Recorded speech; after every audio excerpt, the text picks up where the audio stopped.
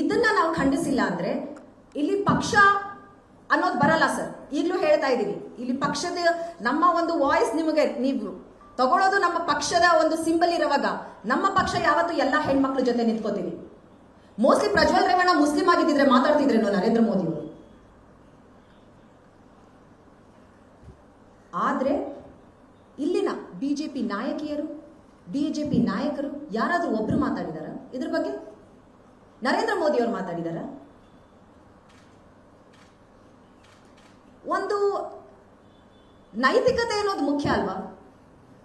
ರಾಜಕಾರಣಿ ಇಂತಹ ಅಧಿಕಾರ ದರ್ಪ ತೋರಿಸಿ ಎಷ್ಟೊಂದು ಸರ್ವಿಸ್ ಅಲ್ಲಿರೋ ಹೆಣ್ಮಕ್ಳಂತೆ, ಅವ್ರ ಕಾರ್ಯಕರ್ತರಂತೆ ಬ್ಲಾಕ್ ಮೇಲ್ ಮಾಡೋ ಲೆವೆಲ್ಗೆ ಇಳಿದು ಈ ತರ ಅಧಿಕಾರನ ದರ್ಪನ ಈ ವಯಸ್ಸಿಗೆ ಈ ಮನುಷ್ಯ ಈ ಮಟ್ಟಕ್ಕೆ ದುರುಪಯೋಗ ಪಡ್ಕೊಂಡಿದ್ದಾರೆ ಅಂದ್ರೆ ಮುಂದೆ ಇಂಥವ್ರ ಕೈ ತಿರ್ಗಾ ಅಧಿಕಾರ ಸಿಕ್ಕರೆ ಏನಾಗುತ್ತೆ ಯೋಚನೆ ಮಾಡಿ.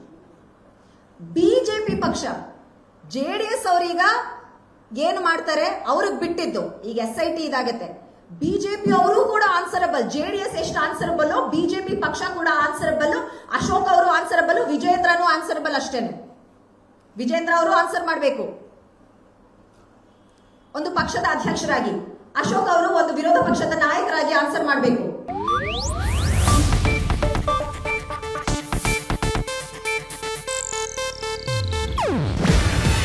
ಇದು ಏಷ್ಯಾನೆಟ್ ನ್ಯೂಸ್ ನೆಟ್ವರ್ಕ್ ಪ್ರಸ್ತುತಿ. ನೀವು ನೋಡ್ತಿದ್ದೀರಾ ಏಷ್ಯಾನೆಟ್ ಸುವರ್ಣ ನ್ಯೂಸ್.